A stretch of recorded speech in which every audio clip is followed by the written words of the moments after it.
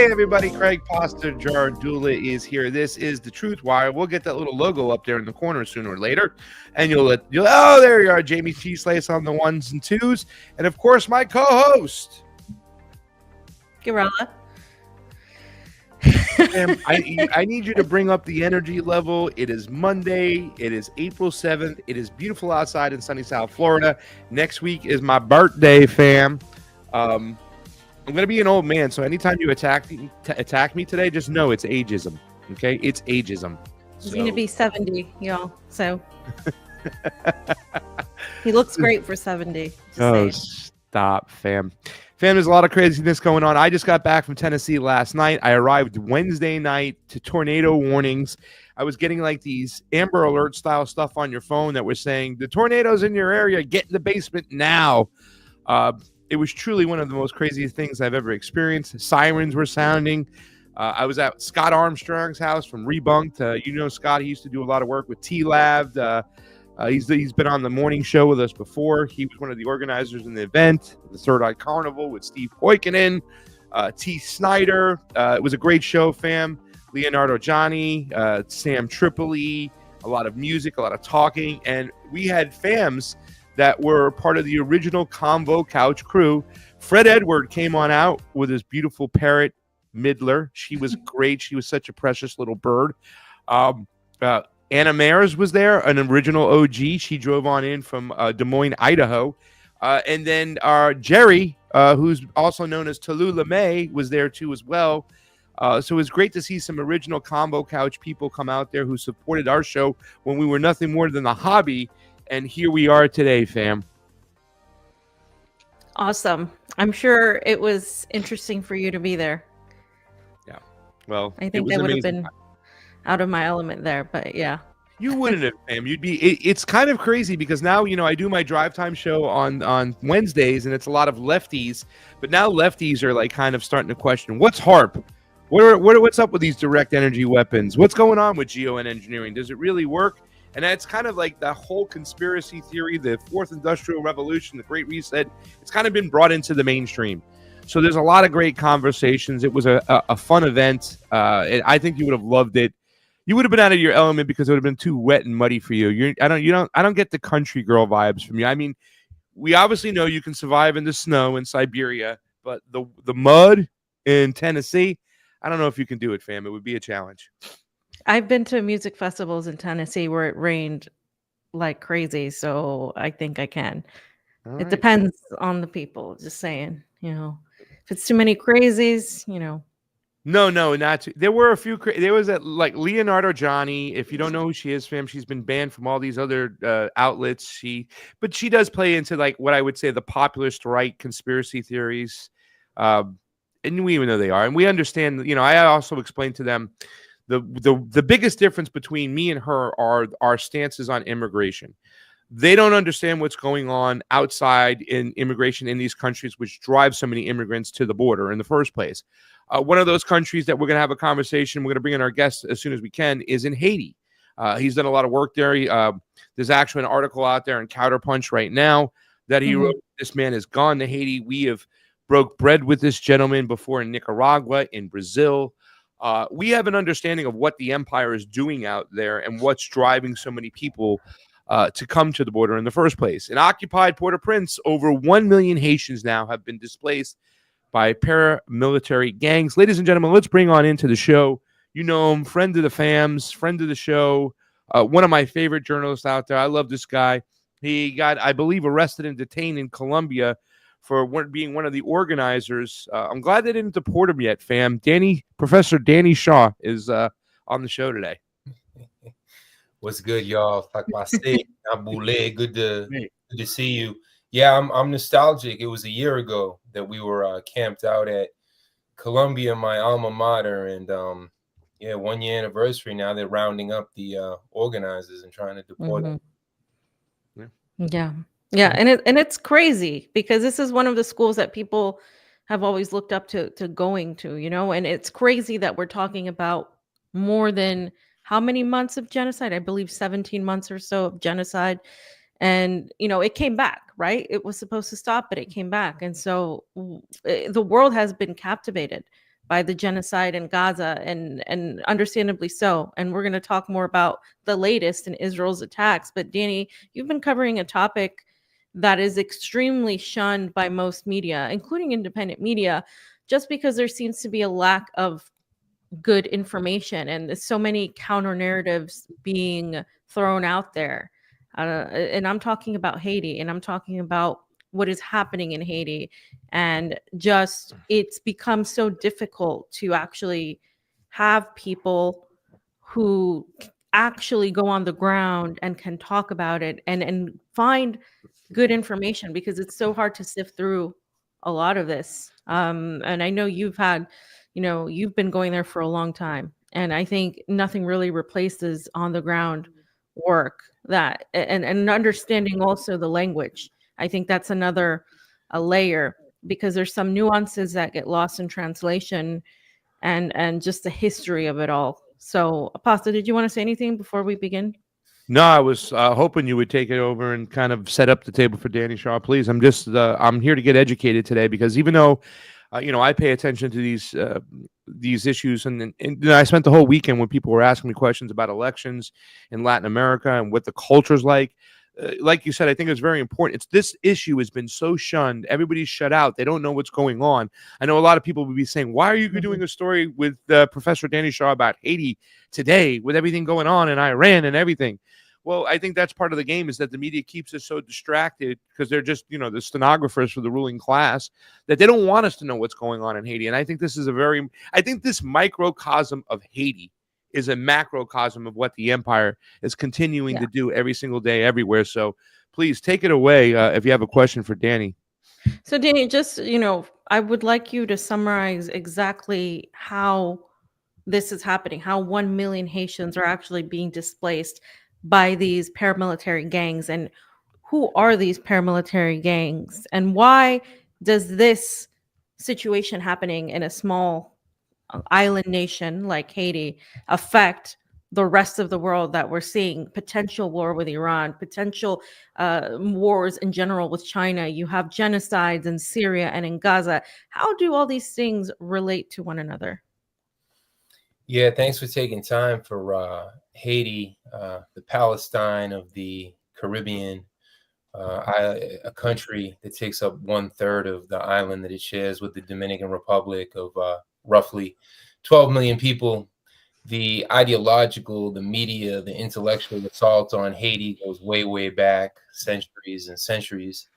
The colonizers of yesteryear, the colonizers of today, always trying to equate Haiti with nothing but breakdown of law and chaos and violence and war and disease and hunger. And I've been going to Haiti now for 3 decades. I've been speaking fluent Haitian Creole, and a ton of work, and I never stop studying and listening to Haitians.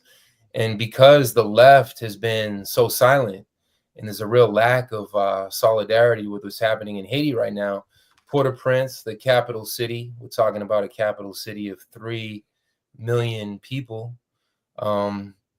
And no one's talking about that capital city has ceased to exist for the most part. It's occupied.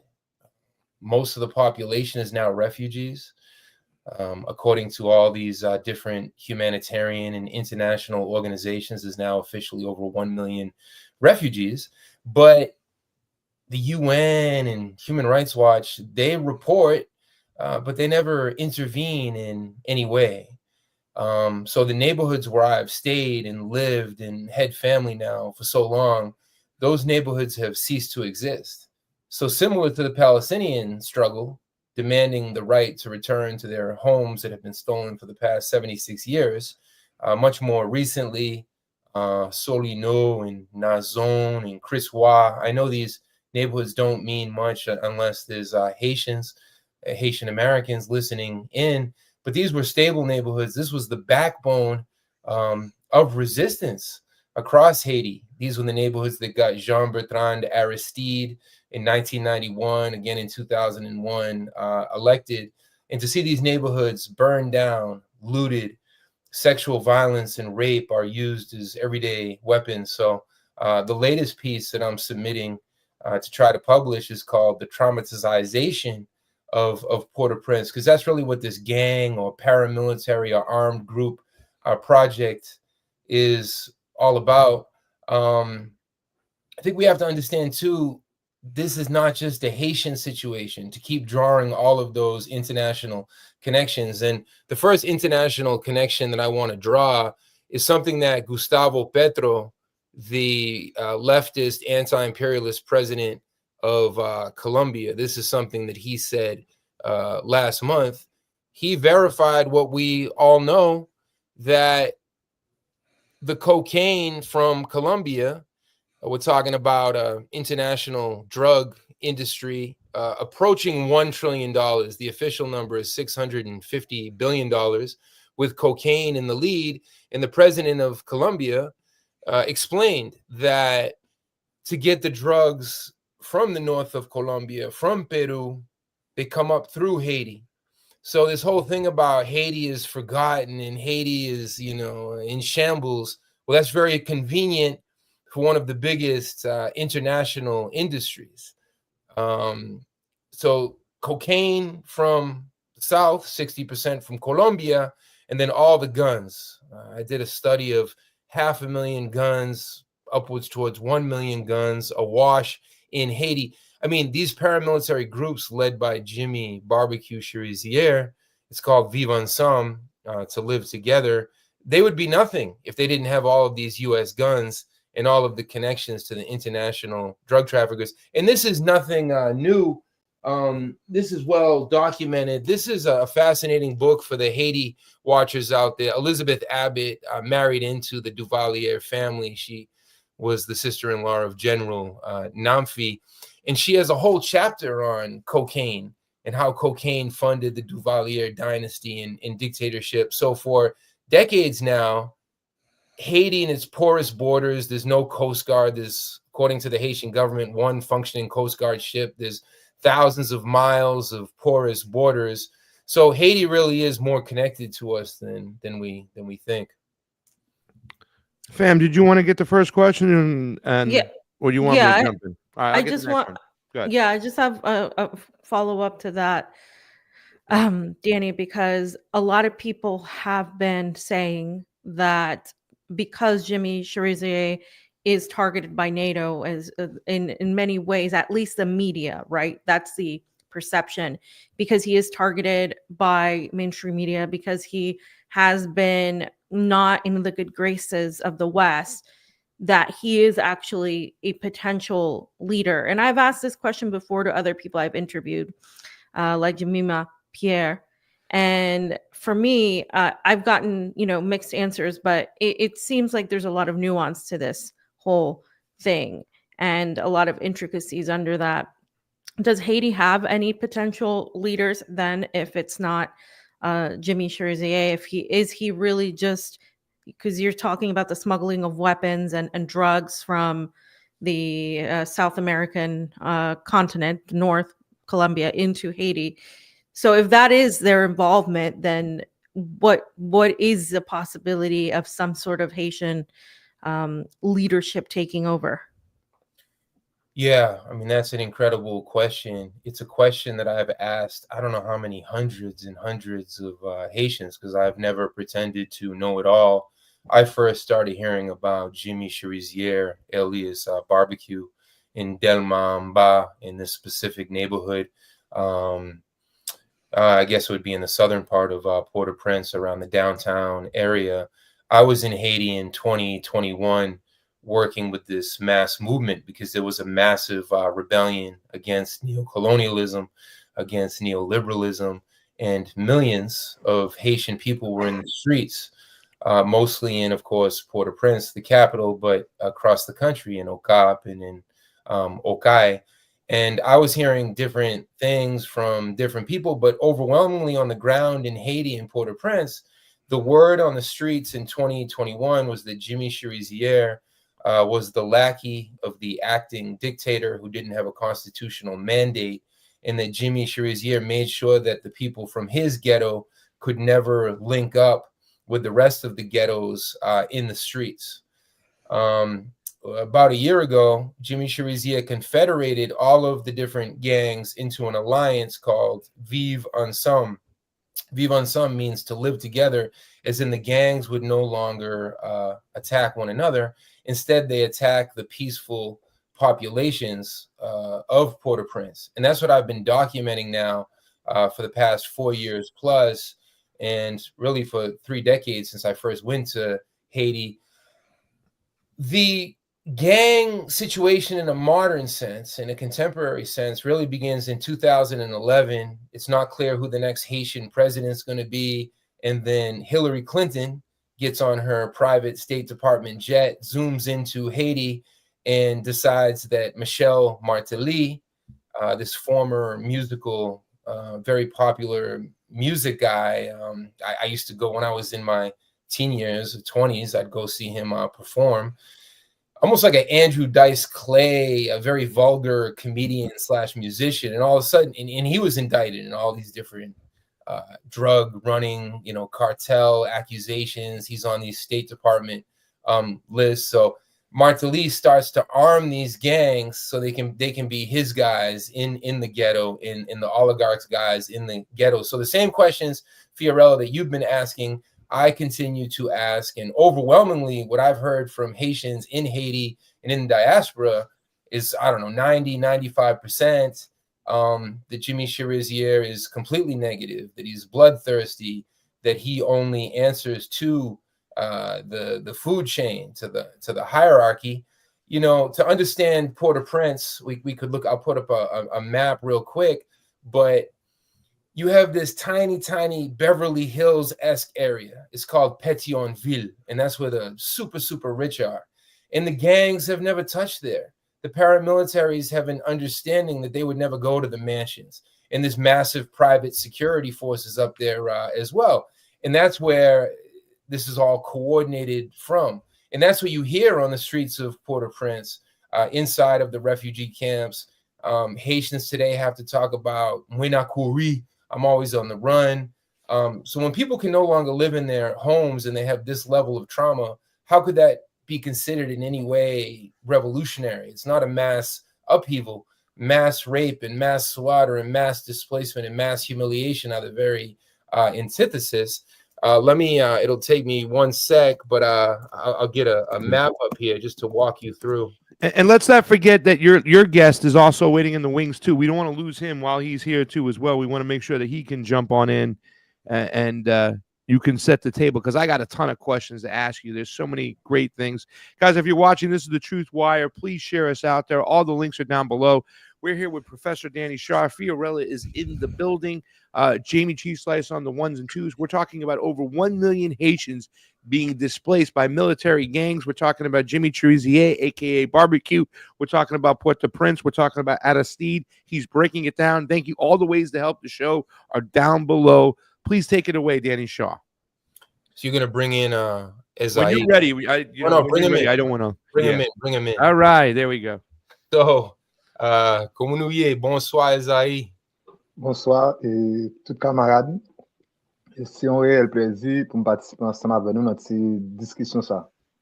It's an honor to be here. So this is Esaid. He's one of the Haitian leaders who's taken me under his wing. Let me just set up exactly who Esaid is. He's one of the 1 million Haitians, or 1 million plus Haitians, who's been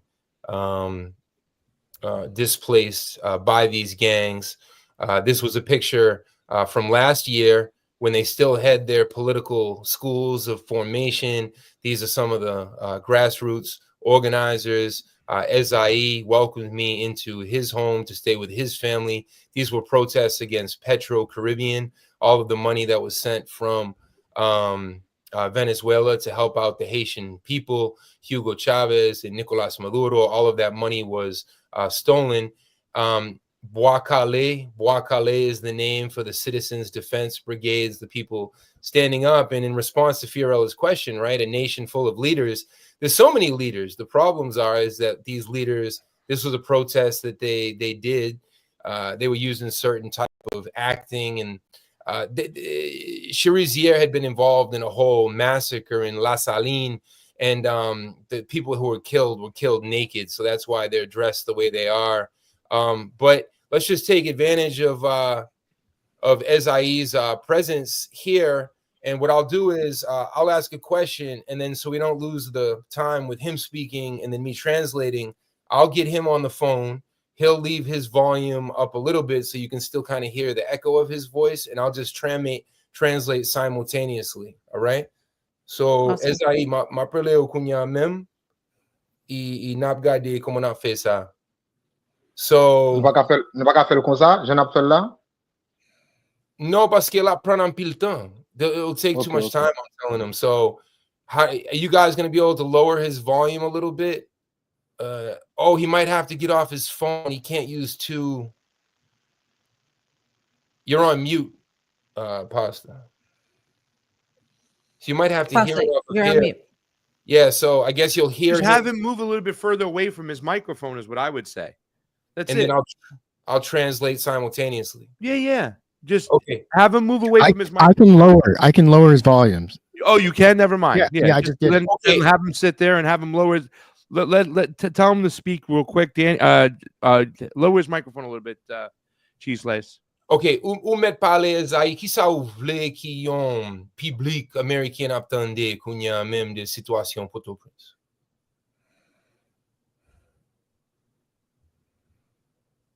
Ou ka tandem?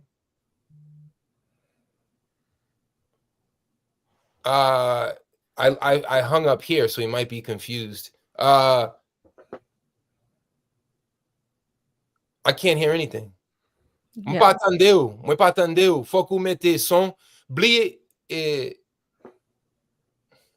Let's just do it the good old fashioned way.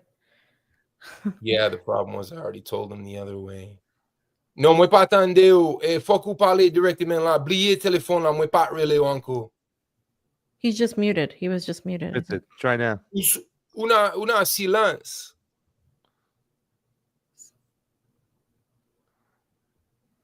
Yeah, he's just He's muted. muted. He's muted. Una silence, fok ou retire si. Aha, kounya ou ka pale. No, I can't hear. I can't Jayme, do hear. you have a microphone thing with him or no? Maybe take him out, bring him back. Yeah. Take him out, bring him back, and we'll try that. My bad. We tried. Just go back to the regular thing. Yeah.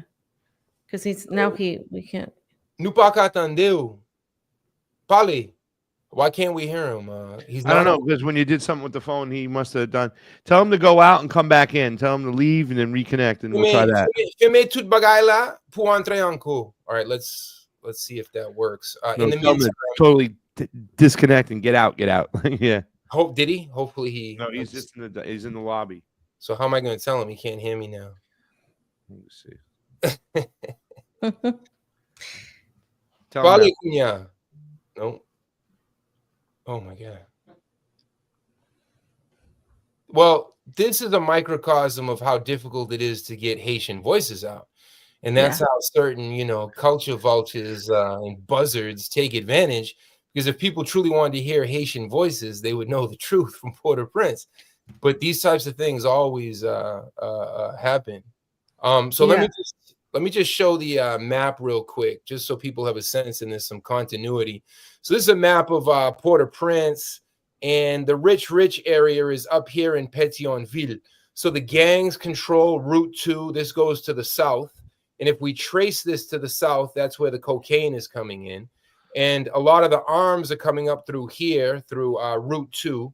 Route 2 leads up to the north of Haiti. So I'll come out a little bit. And it's this Bay of Port-au-Prince where a bunch of the cocaine and the drug smuggling happens. So this real estate right here is some of the most important real estate. And this is controlled over here by Jimmy Cherizier. This is controlled by Izo. I mean, these are actual drug cartels. Everyone can research this for themselves. This is not like just some conspiracy theory type thing. It's what Haitians have been saying forever. And when we zoom out, here you have the South. So Colombia would be, way down in this direction, and it would come up through these southern ports. I've done a bunch of reports from Jayme, from Okai, and then a lot of it exits from here in the north, and that's where they decide if the cocaine is going to go towards Spain or towards the U.S. So just a little bit of Haitian geography there. Here's a question I have for you. How can the rich still exist while Haiti is pretty much burning? Oh, exactly. Oh, here he is. Let's bring him in. Let's just get him rock and roll and see. I have a feeling he's going to work this time. Allô, nous entendez? Oui. Où m'est parlé? OK. Just leave it like this. Try to lower it a little bit, Jayme, and let's just go with it, Danny. OK. Moi, dis nous merci pour patience nous. Thank you for having me here.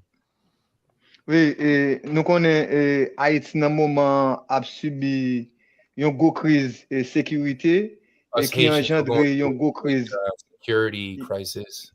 Yeah, have him pause between each sentence so you can say it. So, okay. Et qui engendre une grosse crise humanitaire et gagne un silence total sur ça qui passe en Haïti. There's total silence about what's going on about this humanitarian crisis.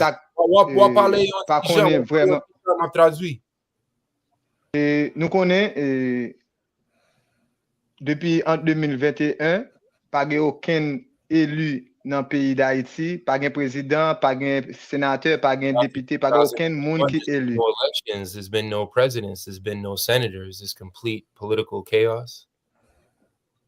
Et Haïti, dernière élection qui fait, c'était qui était élu Jovenel Moïse et qui a assassiné 7 juillet 2021. The last time we even had an election was when they elected Jovenel Moïse, and he was assassinated on July 7th, 2021.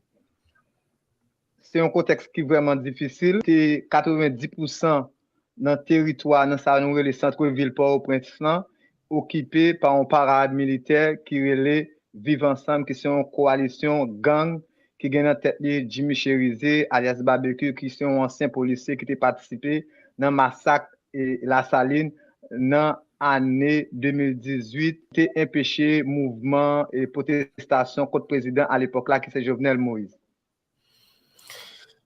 We should offer some context to what us Haitian people are living through. 90% of our capital city is now under the control of this paramilitary gang coalition called Vivre Ensemble. That means to live together, as in the gangs will live together and direct all of their guns and aggression against the Haitian people. As you all know, this coalition is led by Jimmy Cherizier, alias Barbecue, who has a history of being involved as a former police officer in different massacres, including the 2018 La Saline massacre. What's the point of all these massacres? What's the point of all this displacement? Is to prevent another massive rebellion against the Haitian oligarchs. That's why they don't want our neighborhoods to be stable, so people can continue to organize as they historically have done. Sans nous pas oublier la communauté internationale là, et surtout les États-Unis, la France, le Canada, le Brésil, qui ont une coalition syndicat en Haïti depuis après 2004, qui relève BINU et qui a organisé tout appareil politique en Haïti.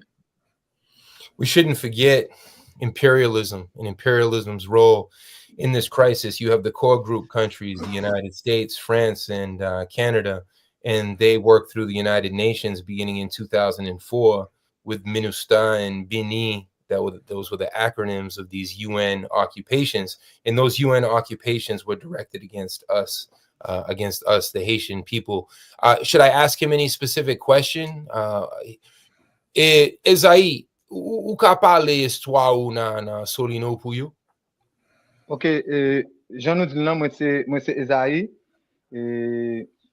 Moi sorti Solino son quartier populaire et qui était gain près ensemble Soli et pendant 19 mois côté nous t'a fait de résistance pour empêcher projet et communauté internationale côté UTV gangstériser tout centre-ville Port-au-Prince. Moi sorti Solino, c'est là moi fait et moi t'ai participé activement dans la résistance qui t'a fait dans quartier populaire ça. So my name again is Esaïe. I'm from a neighborhood called Solino. This is one of our popular ghettos or popular neighborhoods in Port-au-Prince, but it no longer exists. That's where I'm from. That's where I grew up. There were roughly 125,000 of us in 23 or 24 different neighborhoods saying Solino is like saying the Bronx or Queens. It's many different neighborhoods within it. And we manned and womaned the barricades for 19 months against the gangs, but their firepower was too strong. And this is culminating, or this is now consuming all of Port-au-Prince and what we call the gangsterization of Haiti. We've continued to resist, but so many of us are now displaced in exile or in refugee camps. So Fiorella and Pasta, I mean, I work so closely with them. How do y'all want to do it? Y'all want to get one more question in with him?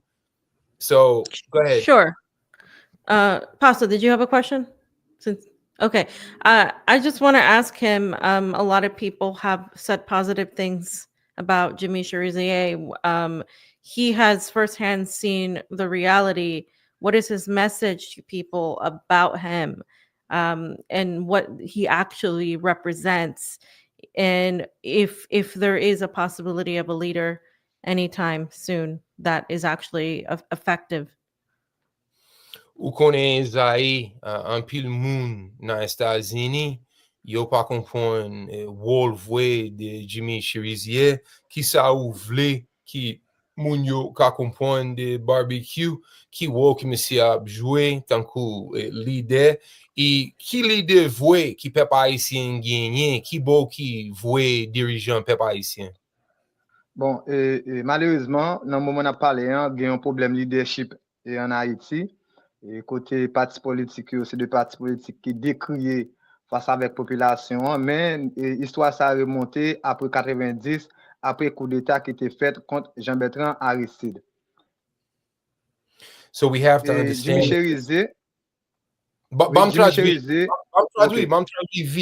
We have to understand the leadership crisis in Haiti and where it comes from. In 1991, when they invaded us and overthrew the democratically elected president Jean-Bertrand Aristide, all the way up to 2004, when they organized another coup, they sent 7,500 different Lavalas leaders to prison. They were murdered. So you really have to go back to 1991 to understand this assault on our leadership. Jayme Cherizier, c'est un ancien policier qui sorti Delma 6. Delma 6, c'est un quartier dans le centre-ville Port-au-Prince et qui a participé dans un massacre et qui était fait dans la Saline, côté un foyer de résistance à l'époque, qui c'est massacre la Saline, côté massacre ça a été fait 13 novembre 2018. Cherizier himself has a long track record as an ex-police officer being involved in these anti-people massacres. He's based out of Delma 6 here in the center of Port-au-Prince. That massacre that he mentioned was on November 13th, 2018. C'est un ancien policier qui est protégé par la classe politique là. N'a signalé massacre fait 13 novembre 2018 là, c'est un massacre la Saline d'État côté implication président à l'époque là qui c'est Jovenel Moïse était instrumentalisé Jayme Cherizier alias Barbecue fait massacre ça pour empêcher population la Saline non mobiliser contre et pouvoir en place là, surtout dans une grosse mobilisation qui était faite à l'époque 2018-2021. We have to understand the true role of Jayme Cherizier is to protect the political class, to protect the oligarchs, and that's what the massacre in La Saline and the other massacres have been all about. That was under Jovenel Moïse, who was the president then, and they've long used these gangs now as a mechanism to make sure that nobody can mobilize against the Haitian ruling class. Et que c'est un chef gang et qui a coordonné ça nous les vivants ensemble qui gagne environ 30 chefs de gang qui contrôlent le centre-ville Port-au-Prince et je dis en parti politique par rapport avec implication au gain avec de l'autre parti politique. Une bagaille n'a signalé tout, Jayme Cherizier était un gros support avec Madame Lalim à l'époque Lalim qui s'est envoyé spécial en Haïti, ce que sont bénis. Côté, Madame Lalim était fédéré G9 à l'époque. G9, c'était une coalition. Côté, il était fédéré groupe gang ça. Et c'était implication Lalim, c'est peut-être ça nous dit, communauté internationale, là, beaucoup dans ce qui passe en Haïti dans le moment. Jimmy Cherizier, the essence of this man is that he is a warlord, and he coordinates about 30 different warlords who work under him. Katsan Mawozo and Lamo Sanju, all these different gang leaders, and they're the ones that have now taken control of at least 90% of Port-au-Prince, with some neighborhoods as we speak resisting the best that they can. And now this paramilitary gang coalition, Vivre Ensemble, calls itself a political party. It's important to remember that Madame Laline, that was the UN ambassador to Haiti, and she infamously said that Jimmy Cherizier and the gang coalition was a very good thing for stability and for the UN and for U.S. and foreign interests in Haiti. So the masses of Haitian people have never trusted Jimmy Cherizier. So should I?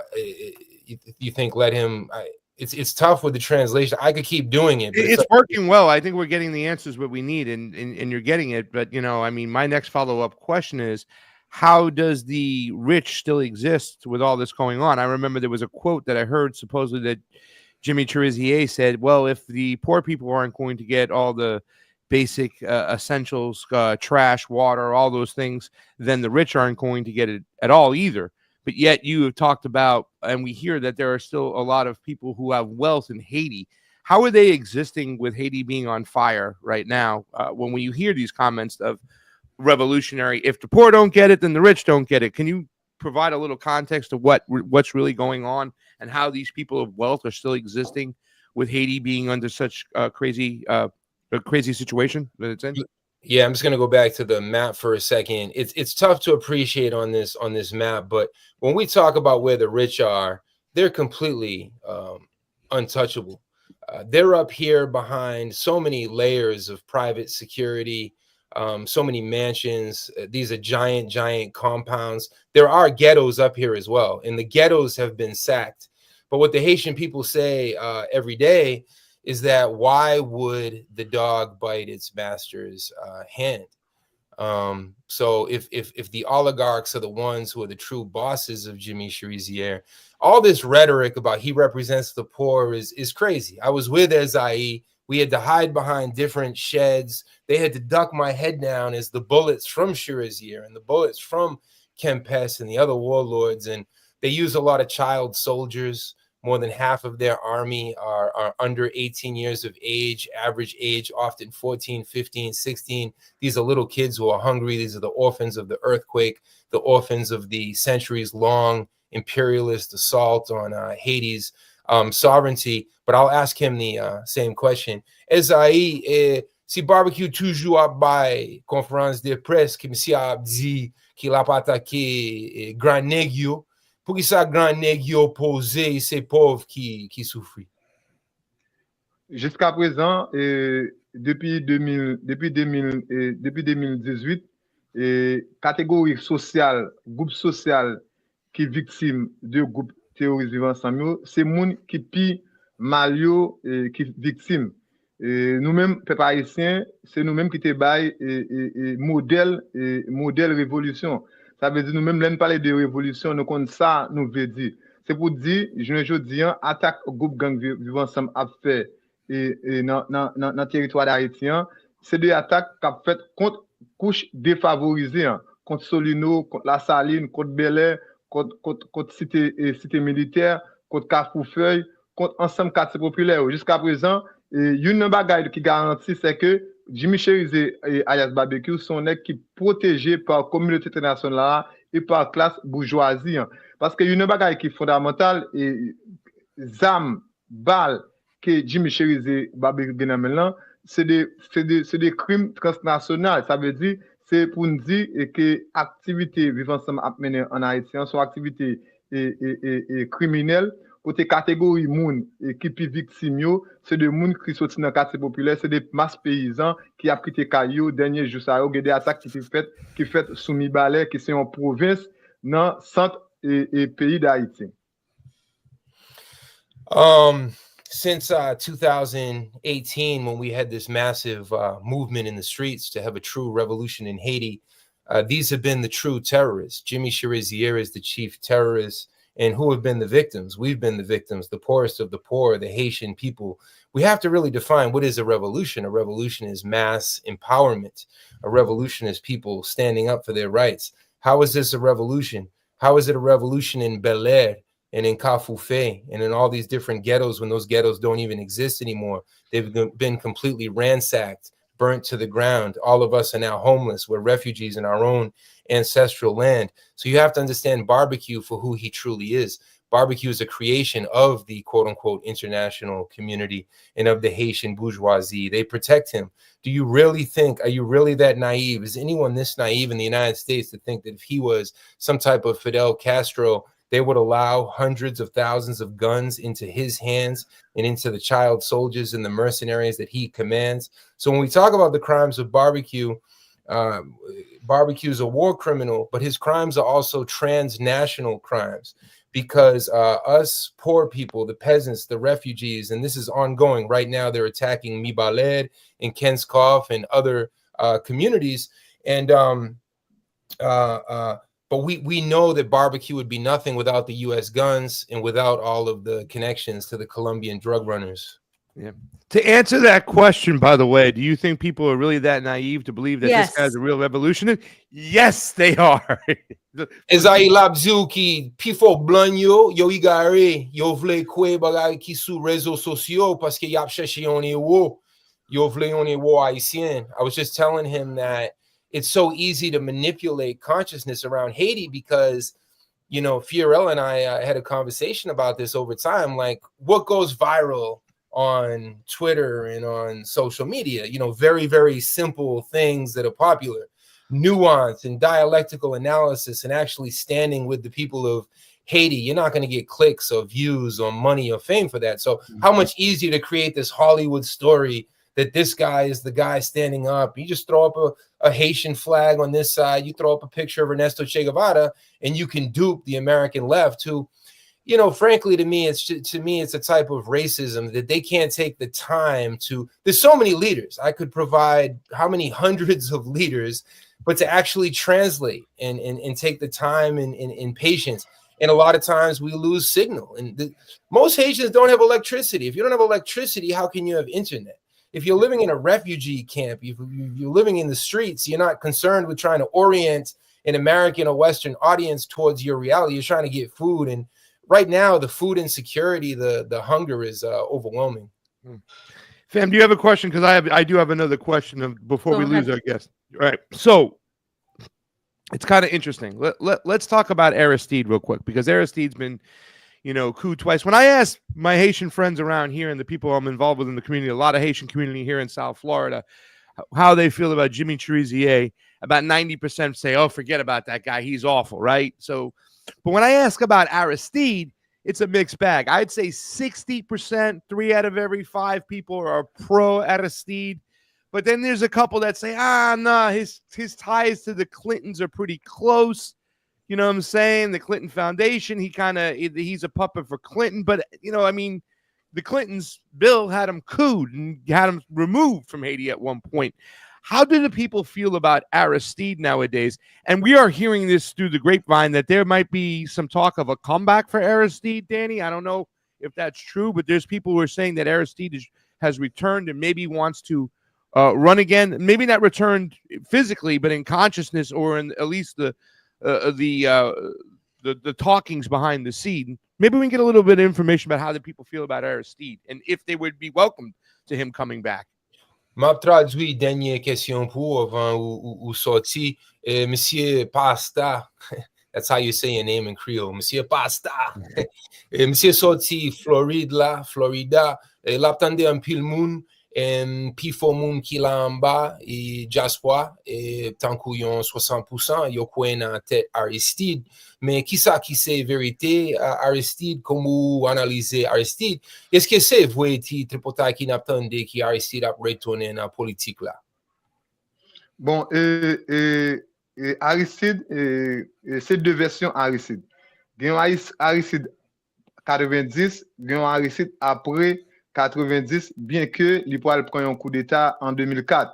Et différence qui gagne entre la Valace et mouvement famille la Valace, c'est des mouvements de masse. et puis tout, famille Lavalas, ça, c'est un parti politique. Jodi, Aristide fait partie de famille Lavalas, qui c'est parti politique là, qui est différent de mouvement Lavalas et après 90, 91. Et c'est pour nous dire, jodi, Aristide comme parti qui fait partie de famille Lavalas, ils ont participé dans mettre pays dans l'état ça, bien que nous connaissons en 2004, ils ont fait un coup d'état contre eux-mêmes, de même qu'en 90, ils ont fait un coup d'état contre Bertrand Aristide. Mais je dis à famille Lavalas comme parti politique, il impliqué bien fond dans et ça capacité je dis dans le pays d'Haïti par rapport avec dernier conseil présidentiel côté yo gen membre qui c'est Leslie Voltaire qui participait dans organiser et ça qu'a fait en Haïti là. C'est pour nous dire première version Aristide là oui, mais deuxième version Aristide après coup d'état 90 91 là et puis tout coup d'état 2004 là, mais n'a fait face avec un parti politique qui c'est famille Lavalas qui est vraiment différent de mouvement Lavalas qui était gagné en année 90 jusqu'à 91. So we have to understand, Monsieur Pasteur, that there's two versions of Aristide. Every time that the U.S. and the Haitian bourgeoisie organized violent coups against Aristide, Aristide, in a sense, was allowed back in or came back in, but he came back in every time more liberal, more soft, more conservative, more pro-U.S., because he understood he had to play the political economic game or he would be couped again. So when we talk about Lavalas, we're talking about a mass movement. That's what the word actually means. It means flood. It's a mass movement that comes out of 1986, the mass uprising or the déchoucage against Jean-Claude Duvalier, the president for life, the dictatorship. But once Aristide and all of Lavalas is couped in 2004, they form a political party which is called Famille Lavalas, or Lavalas family. And they're no longer the same as Lavalas was before, and they become part of the problem. In fact, today in the Haitian Presidential Council, they have a representative named Leslie Voltaire, and we think that he is guilty as well as being part of this bureaucratic political game. In terms of Aristide, he oversees a university. He graduates hundreds of Haitian lawyers and doctors.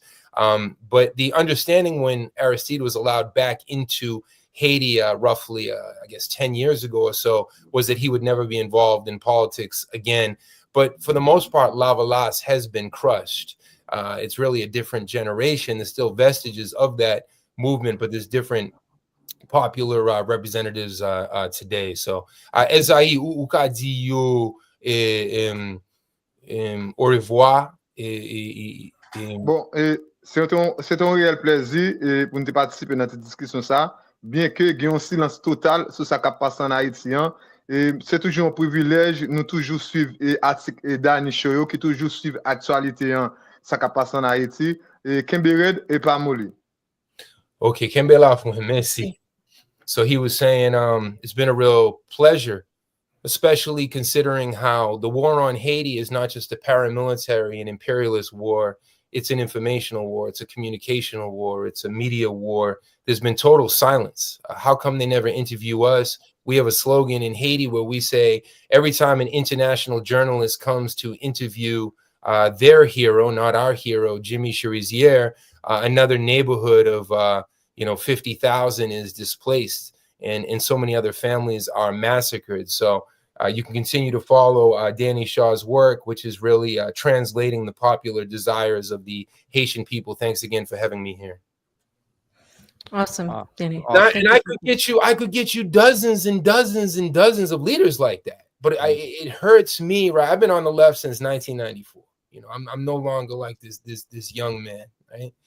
And I just can't believe with the history of solidarity with Haiti, there's been such low interest on the collective left to translate the everyday Haitian people's voices. So much of my research and putting myself out there is just because I've been a student of Haitian Creole. It's a language that I love. I mean, I just have notebooks upon notebooks of notes, but no one's interested in publishing on Haiti. There's a publishing blockade. There's an informational blockade. Yeah. We want to write books. We want to get out the Haitian comrades and their poetry and music, but we need a movement to do that. Yeah. Danny, you'd be surprised. I mean, we were talking about the show today. It's like we have to okay, so what else are we going to talk about other than Haiti? Because unfortunately, people will just not tune in if it's Haiti alone. They want to know what's going on over here, over there, and the great theater distraction, the kabuki theater that I call it, the distraction, the show, right? Give them breads and circuses and they'll never revolt. I mean, everybody is so distracted from what's going on. They can't even think for a second to pull their head together and say, hey, maybe we should pay attention to what's going on in Haiti. So all we can do, and I understand being disappointed on the left too as well. I mean, where are they at nowadays? What is the left in the United States? I think they'd rather cover situations where, unfortunately, there's been, people in the LGBTQAI community who have been oppressed, rather than uber focus on that, right? Rather than find a way to kind of just get that as part of the discourse, but still pay attention to what's going on in Haiti. And me and Fiorella, we started the Convo Couch. I mean, one of the two reasons we started it almost 8 years ago was, number one, we wanted to provide grassroots, interviews for the grassroots people running in the Democratic Party when we had that pipe dream that we were going to take it over. So we wanted to provide that service. But the second part was what me and Fiorella understood from hanging around the Bernie Sanders Diner and those, organizers, is that they didn't know what was going on foreign policy wise. Like the disconnect from the American left to what's going on outside the USA today is mind blowing, because it's just like, holy cow, guys, we're supposed to be anti-imperialist first is what I thought. And yet we don't even know what's going on right around the corner in Haiti, right around the corner in Cuba. So I understand your frustrations, brother Danny. Remember that Martin Luther King quote, when the bombs go off in Vietnam, they go off in... Yeah, they drop in the ghetto, yeah. So, they can spend $350 billion on this proxy war against Russia. $350 billion will go a long way, down in Florida where you all are, and here in the Bronx as well. So, yeah. The fact is, too, by the way, I've been out to Palestinian protest, right, in LA, and some of me and my friends getting into fights with these people, arguing about they are actually pro-war, supporting this Ukraine, government. Hands off NATO. Hands off NATO. And you're a leftist? It's mind-blowing. That's what they were saying in D.C. and in New York, and all power to the people who had the Palestine March. Let me just show a few images from Haiti. Showing the actual images is always more powerful than, listening to just me speak. But this is what it was like when I was over there. This was last year. That was the neighborhood. That's Solino. That's where Ezaï is from. So you can see how powerful the demonstrations were against the gangs. And those people, those masses of Haitians have machetes, and they have, different ways of defending themselves. But they can't compete with what are called weapons of war, with the most up-to-date U.S. and Israeli weapons. Next image. So just notice the age of these kids. These are the kids invading the neighborhoods. They're chanting right here. We can't hear the volume, but... Oh, you can't hear the volume. Well, I'll just translate. That was part of the most exciting part from that demonstration. But what they're saying here is, if you don't join us, we'll burn you down. And you can see the average age of these kids is like, 15, 16, 17. They'll show a few of the kids' faces in a minute, but this is heartbreaking. These are young kids that don't even have the $2-3 a day to buy food, but they're holding a $20,000, sophisticated U.S. weapon, and they go neighborhood to neighborhood like this, raping and slaughtering. To call that a revolution is beyond bizarre. It's sadistic. So this is the retaliation. Too bad you can't hear the volume. And I just want to put this comment up there too, because obviously there were some people in the coming on in talking shop about some of the disconnect between you and certain members of the ACP. They were hitting up the chat, and I'm sure we can address that later. But I think it all boils down to this issue right now. Some people are fronting like this guy is a revolutionist, and some people are saying no. And I can tell you from my personal experience, not just because I love and respect the work that Danny Shaw does. Like, you see Danny Shaw right there in the middle of protests in Haiti. He's got pictures of him in the middle of the protest in Brazil. You know, that guy goes into the ghettos all the time, whatnot, Nicaragua and where we're at. I mean, the thing I love about Danny Shaw is he does the work. It's not just because I'm close with him, because he's a fellow New Yorker and shit. It's because he actually does the work, and I respect it. But I think it all boils down to this right here. And Miss Slippers put this up. Great definition of a revolution and analysis of the situation and barbecue rule. Yes, U.S. wouldn't allow guns to barbecue if it didn't serve U.S. interest. Right there alone, I think that's important right now. The fact that he can get his paramilitary groups armed means that somebody from the outside in the U.S. is allowing it to happen, and they're allowing it to happen for a reason. Yes, we are that naive because we don't hear enough from the people living inside Haiti is experiencing barbecue like your guest. And I just had to put that up because it's an amazing comment out there because it entails everything we talked about. We can't get the voices from Haiti out there to the public right now. I mean, it's just so upsetting. Please, Danny, please continue. I didn't mean to interrupt. I just want to get our guest involved, our audience involved. Yeah, thank you to Ms. Slippers. And yeah, it's so much easier to just embrace this facile narrative and not break down the complexity that took me 30 years to study and unpack. Let me show a few more images here to take you on the ground in Haiti. So, of course, you can imagine how frustrated and upset all these different communities are. So the movement over there is called Bois Calais. Bois Calais can be roughly translated as citizens brigades or self-defense vigilantes. And when they catch the gang members, when they catch the bandits or barbecue soldiers, soldayo, they burn them alive. So this was in Canapé Verde. This is one of the communities that right now is hanging on for dear life.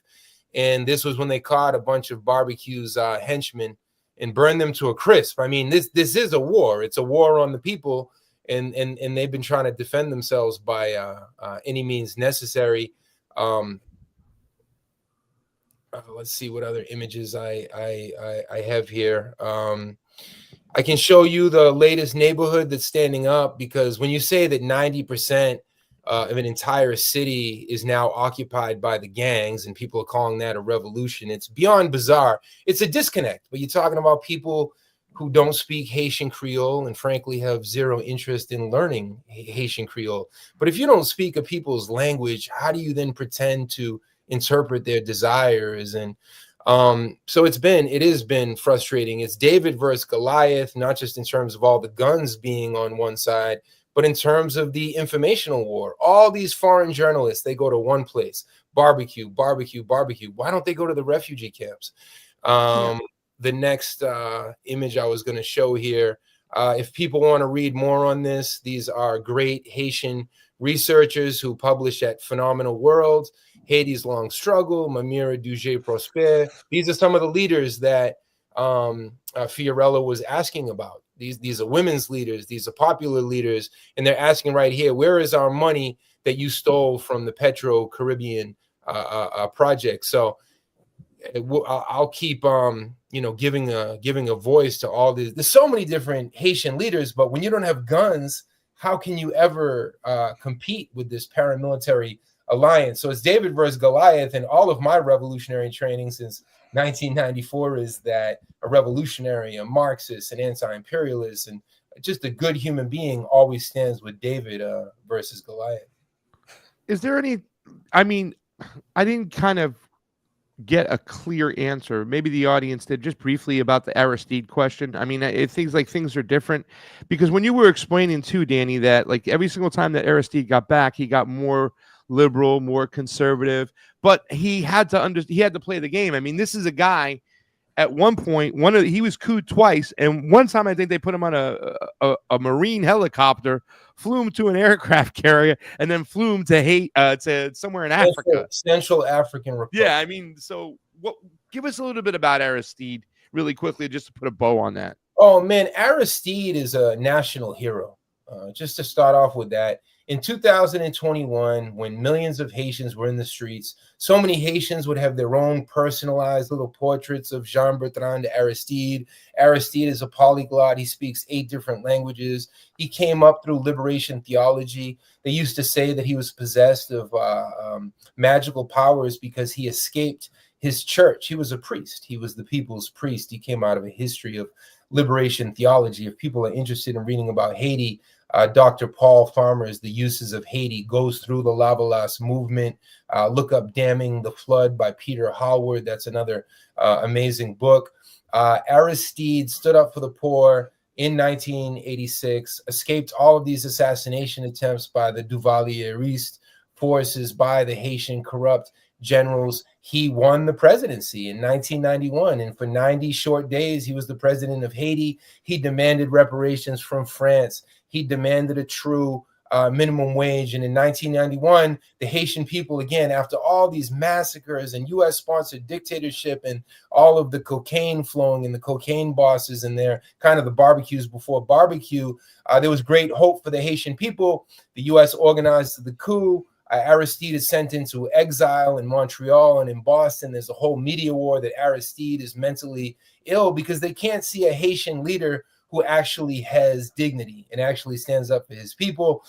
Aristide is flown back in by Clinton in 1994. That's the U.S. occupation. If anyone wants to read about the U.S. occupation under Clinton, Stan Goff was one of those Marines who invaded. It's called Hideous Dreams. I have family members who still have PTSD from 1994. I have a friend who turned 18 as a Marine in occupying Haiti. I want to make sure we get the timeline straight. So he was exiled in 1991, right? They couped him after 90 short days. He won. He comes back in 94. Okay, 3 years later. How long was he exiled for before he can come back? And also to talk about his relationship with the Clinton Foundation, because that's where a lot of the, what I'm saying, where I can get the truthers and the people and the conservatives on the right, that pay attention to all that stuff. Make that connection over there too as well, Danny. Yeah, well, I would say there are 2 different points. Let's attack the Clintons first, but I would not in any way put Aristide in the same sentence as the Clintons. So I can finish with Aristide, then pivot to the Clintons, but I think please. Independent points. So Aristide's in exile. I don't know if it's 2 or 3 years, but he comes back in with the invading U.S. soldiers. Aristide, as member Ezaï said, there were 2 versions of Aristide. So when he comes back, he's more liberal. He's willing to play the political game. He's willing to compromise. He becomes president again in 2001, but then there's another coup in 2004. That coup was under Bush Jr. Bush Jr. Yes, sorry. Yeah, Bush Jr.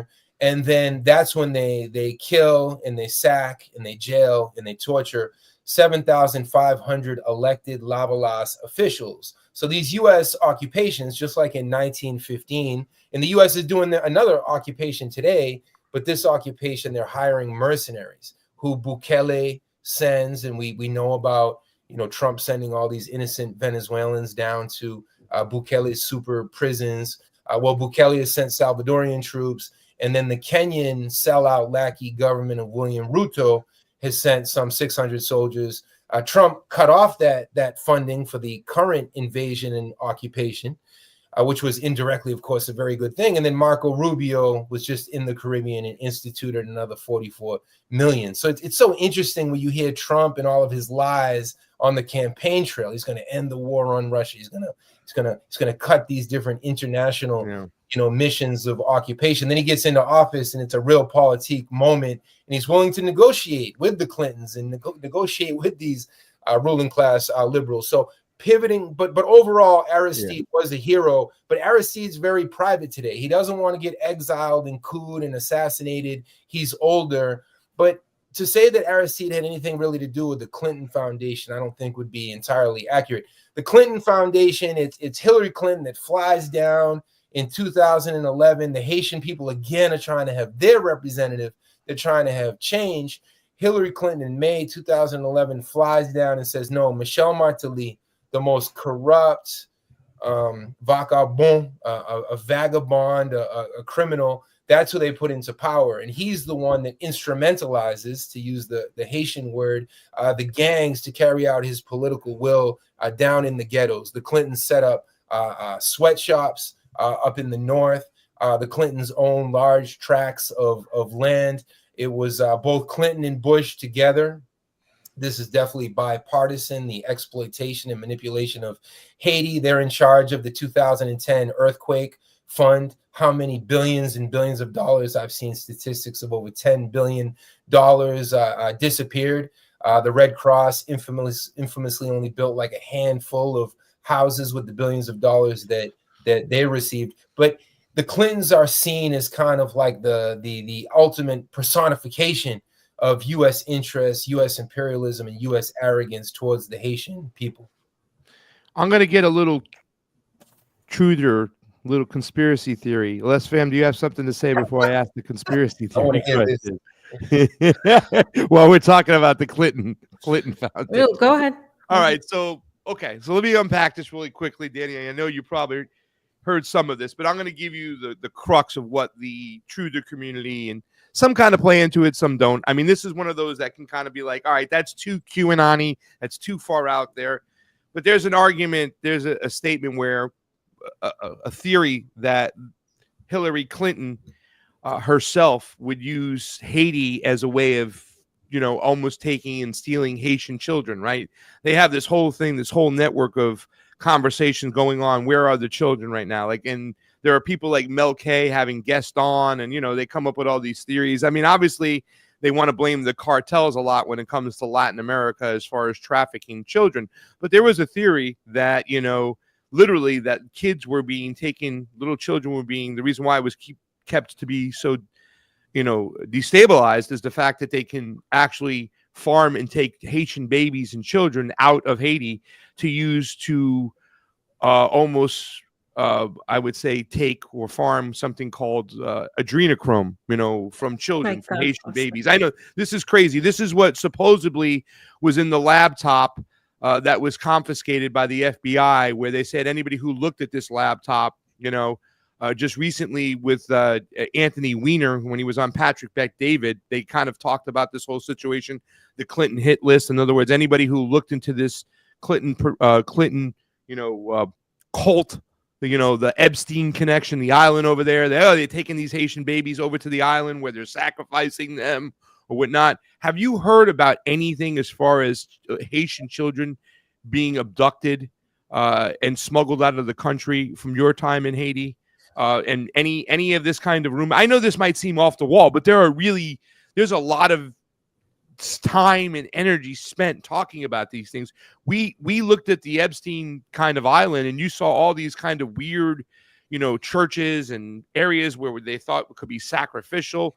What have you heard about that when it comes to the Haitian children out there, your time spent in Haiti? Yeah, I pride myself on backing up all of my arguments with facts and with evidence. And I think a lot of times people just have this, unadulterated hatred for the political class and for the corruption and the arrogance. And that's correct. But it's important to break down through dialectical materialism and sociology and the study of history what's actually going on. What the Haitian people tell me on a daily basis is that the Vivre Ensemble paramilitary gang coalition is not just involved in the trafficking of guns and drugs, but also in the trafficking of human beings. And I do hear all of the time from the Haitians that there is a big trafficking of organs as well, including children and their organs. Now, to just lump the Clintons into that, to me, then that gets more into conspiracy theory. Now, if you peel back all of the layers and have patience and go through the analysis, well, clearly the Clintons are the head of this political class, and they're the ones who decide who the next Haitian dictator is going to be. They're the ones with the levers of power in Washington. Like, there's an invasion and occupation of Haiti right now. They could cut off the guns from Florida and Tennessee. They could cut off the cocaine from Peru, Ecuador, and Colombia, but they have no interest. If people want to read more on this, I published a whole article at Counterpunch called "The Coronavirus is Man-Made, Quote Unquote, the Conspiracy Theory Trap, the Battle of Ideas, Where Does Conspiracy Theory Lead Us?" It's something we can definitely revisit, but that's kind of the concrete understanding that I have of that question. So you have heard of, by the way, children being an organ, because that's what we also heard too from, Vanessa Billy talking about, Syria, about organs and children and all that stuff. So, I mean, there's a lot. This seems where there's smoke, there seems to be a lot of fire. So that's, thank you for providing some clarification for that. We should talk about it all the time. I mean, at the end of the day, all I am is really an interpreter or translator of hundreds and hundreds, and I'd say thousands of Haitian voices. Yeah, you can say for sure that Hillary Clinton has used children for adrenochrome and put their, a child's face of mask over her face, which is a theory out there, Danny. I gotta tell you, like they say the people who looked at that laptop that was confiscated from Anthony Weiner, supposedly, like, and this is, I forgot her name, the big, she was a Trump during the maybe you can remember her. She was part of the Trump administration. She had said that ardent, hardcore men from the FBI looked at what was going on that laptop and threw up. They couldn't take it. Like, these are the talks and the rumors that are out there about, the connection. It all goes to the Epsteins and, sacrificing and all that. And so it's a lot of crazy stuff when it comes to that. I'm glad we were able to kind of point that out, talk about that. So, yeah. Thank you, Amy. Well, Danny, just thank you for really uncovering this stuff, especially about Jayme barbecue, because there's been just so many different things said, and I think you added another layer by bringing in a guest, because we don't, like, that's one of my criticisms of a lot of the social media aspect right now is we don't hear from people in Yemen, we don't hear from people in Syria, we don't hear from people in Gaza. We hear from Western journalists and Western influencers and Western opinions. And most of the time, it's not even people that have done on the ground coverage or that understand the language or culture or history. So I think it's important that more journalists and others really bring people on that, even if you're not Haitian, you can at least understand what is going on a historic basis. And you bringing in a Haitian guest, which is what I've been trying to talk to Haitian voices, is really important, because these are the people we need to hear. If it's about, the truth and getting to the bottom of it, it's not about the personality or who's coming on, but it's about the stories that are not being told, I think. So thank you for that. I appreciate it, really. Yeah, people get so caught up in the gossip, and another big piece of this story is giving a voice to the refugees. Where do all these families go? So I've done these reports because thousands and thousands of people have to go take over schools. So now you have 80% of children in Port-au-Prince who are not in school, who are now considered functionally illiterate. Schools can't run. What's a revolution when every hospital's burned down? What's a revolution? How disconnected? And imagine these, terminally online kids who will never speak a word of Haitian Creole. They couldn't even tell you what language the Haitian people speak. But suddenly, because they watched a Hollywood film, they're know-it-alls about Haiti.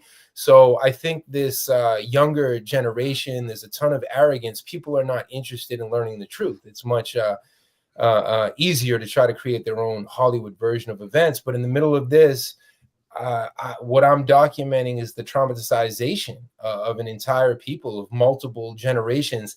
In Haiti, on WhatsApp, they use WhatsApp more than anything because you don't need as much Wi-Fi. And you have all these heads and limbs being cut off and horrific torture of babies. Like, the sadism runs deep. And I think that sadism has also attracted a lot of online attention from very, very unhealthy, unwell, dishonest, sadistic, narcissistic people. Yeah, no, I would tend to agree. Pasta, do you have any other questions before you let Danny get on out of here? No, I know. It was kind of, some people in the chat are saying Danny really thought this was a joke when I was asking this question. There are people who really took that thing serious. But I mean, no, I do like to point out the fact that what we were talking about in the beginning of this conversation. When I often talk to people about, what's going on, as far as the empire and why they do this. If you keep a country destabilized as possible, right, you can then extract the resources for pennies on the dollar. One thing I have heard is that people are saying that the the talk of iridium is not true, that there's really not a lot of iridium, that's just another false story. Have you been able to Yeah. All right, go ahead, talk about that, please. There certainly is a history of gold. There's gold on the Dominican Haitian border. There are vast resources, but some scientists have said that, and archaeologists, that the iridium, this incredibly precious metal, it exists in Haiti, but to actually extract it and all the dynamite would take a ton of years, and Haiti's not ready for that. I mean, really, to imagine a Haitian future, we have to talk about reparations and all of the different resources historically, like Haiti began in colonial times when the Arawaks and the Taínos were massacred. It was the crown jewel in the French Empire. So I don't think we can imagine true justice for Haiti without reparations. I'll put here in your chat a people-to-people fundraiser if people want to contribute to the refugees. Every refugee camp, they have to have their own leadership there. So this is just one simple way to by the way, Danny, there were talks that the reason why that the West is keeping Haiti very destabilized. Now, I also think there's an element of punishing Haiti for the Bolivarian Revolution, to let them know, don't you ever think that you're going to lead a revolution of the peasants standing up to the ruling class. And that's another reason behind. I can't prove that, but it often feels that way from the treatment that Haiti gets. But have you heard of Western corporations extracting iridium right now today? Maybe they can't get to the bulk of it, but maybe they can extract some of it right now while Haiti is so destabilized. A government can't stand up and say,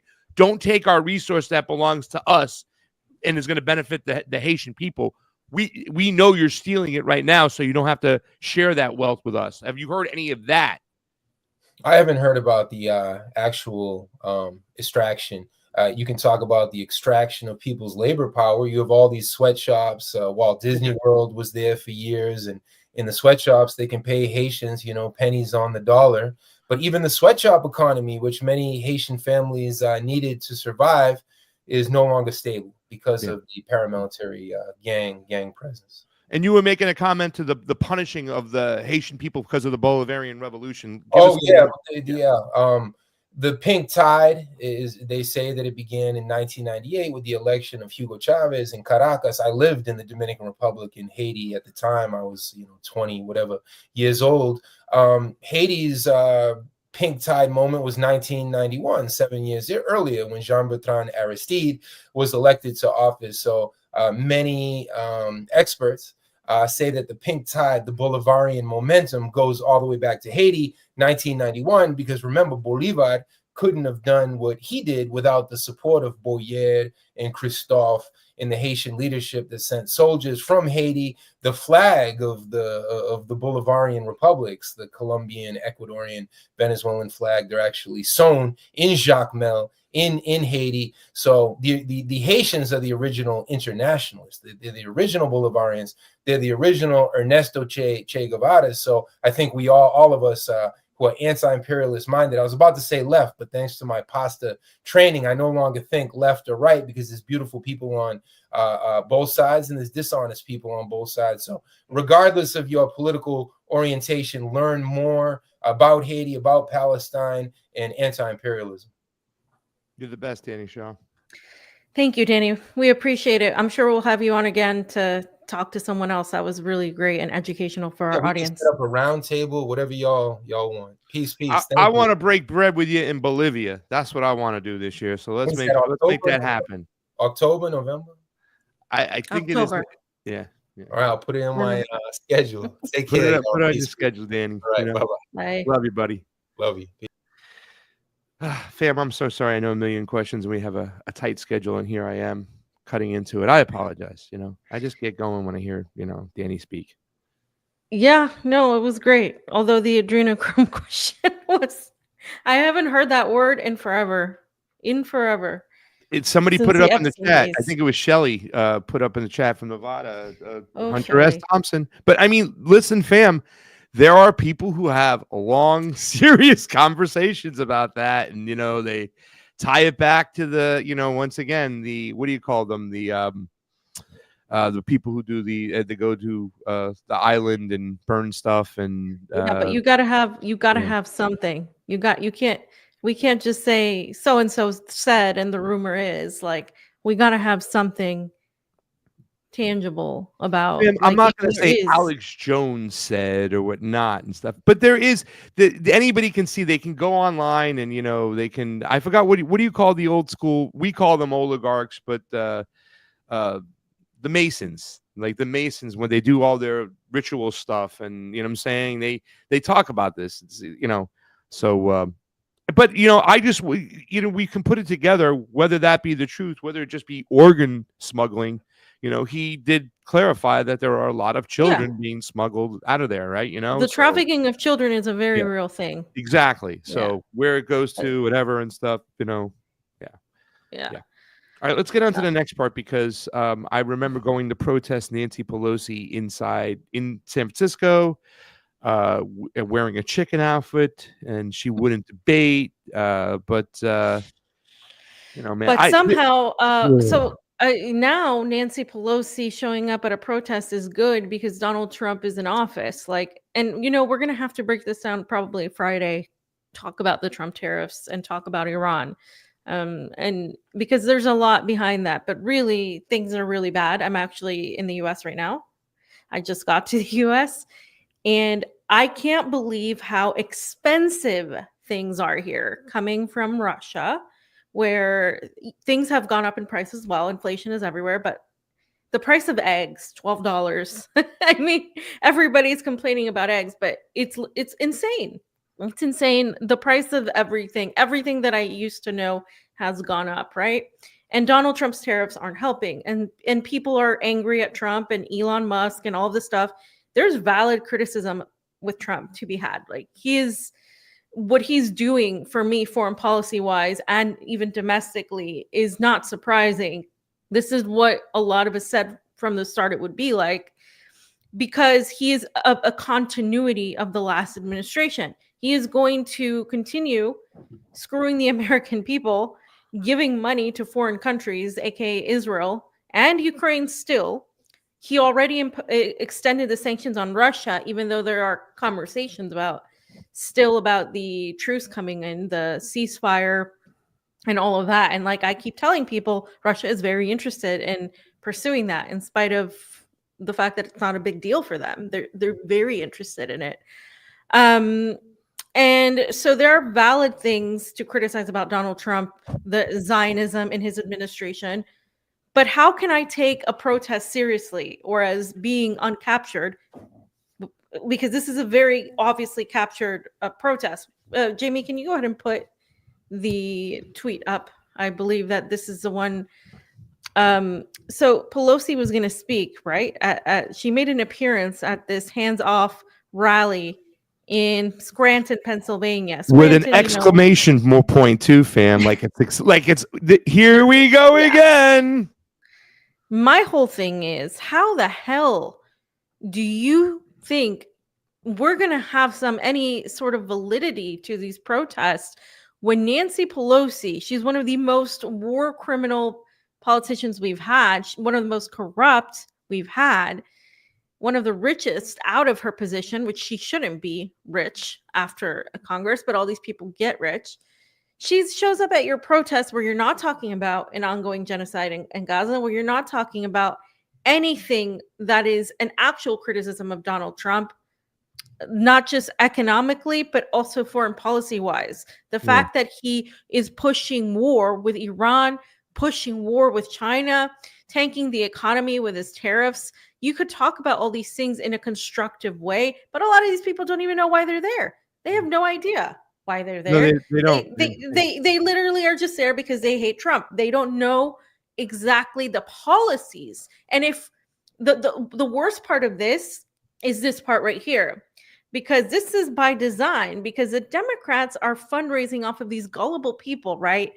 And then both parties are relying on this, because the more you have the Democrats paint Trump as a monster, they don't have to paint him. They can just attack him directly. But if they actually focus on fundraising off these people as if they're going to somehow rescue them, when we know that's not true, because we just had Joe fucking Biden as the president who absolutely failed. Then what ends up happening is you have a lot of the right put us in the same category as these idiots that are protesting, and any criticism of the Trump administration, you're some sort of quote unquote woke idiot, and you're some sort of Nancy Pelosi Biden supporting person. And as Danny said earlier, they're not interested in facts or nuance. They're interested in just the black and white. Are you on this team? Are you on that team? And that is by design. And these protests are an insult to our intelligence. Like, this is Nancy Pelosi. There are no cops, no police surrounding your protest. Your protest is literally a pro-establishment, imperialist, accepted demonstration, PR campaign for the status quo elite. It is not a real protest. Yep. And it's really just insane how people continue. These liberals continue to play this game. And then you have AOC and Bernie doing a tour. I don't even add that in there. But it is like we're back in. What does the hands off stand for? Hands off what? What does it stand for? It doesn't make sense. Put the picture back up. What hands off what? As far as I understood, it stands off. It stands off. Jayme, put the picture up. It stands for like hands off our government, Does it say hands off our money, democracy? our democracy. Yeah, like that. Oh, this like, is the Elon Musk and Donald Trump are now stealing our democracy. Our status quo stuff. First of all, these people don't even know that we don't have a democracy. Democracy is not for sale. All right, go to that. I want to.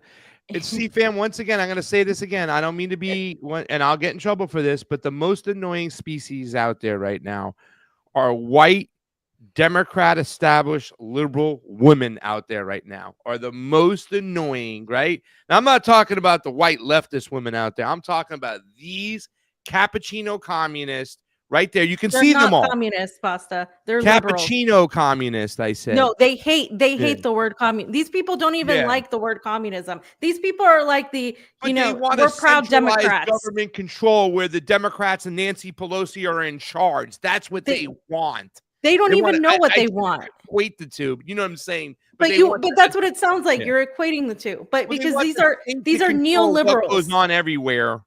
You know, these are neoliberals. Let's call it what it is. These are neoliberal women who are of the intellectual or liberal class in the Northeast. That's what they are. They went to college. They think they know things. They don't. They're not educated. They watch CNN, MSNBC. Look at their age. Look at their age. Look at the age of all these people. They're all over 50 years old, literally. So no offense. But to the generations, but they're like, I'm just saying these are I'm sorry, these are the people that still watch television, because the rest of us don't watch television. We don't get our news from the mainstream media. We watch like independent media, or people, even if you watch CNN or read stuff, most people watch it on their phone.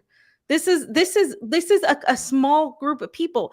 These are the people that have very small impact right now. Like, these are the people that, as you said, are the most annoying and most hated and most just because they feel good about themselves. They like to feel good about themselves. They like to pat themselves on the back as if they're offering a solution when they're literally just cheering for the other team because they don't like Trump. And they completely make it impossible for anybody to actually criticize Donald Trump and the administration with valid points. And so I don't want to be thrown in this group with them. I have nothing to do with this group. We have completely, totally opposite points of view, just like I have with almost the same side with the neocons, neoconservatives. I have even as much as just complete opposite views from both ends, because they are actually much closer in view, because they agree on foreign policy mostly. They mostly do. They don't care about foreign policy. Yeah. Let me say, this is all right. This is we need to start to look. I've been making arguments that a lot of people on the anti-imperialist left and the independent media sphere, some of them, not mentioning names, that just want to own the left, need to stop because they're not in charge and pay attention to who's running stuff now in the Trump administration and what's going on. And I still kind of feel that way.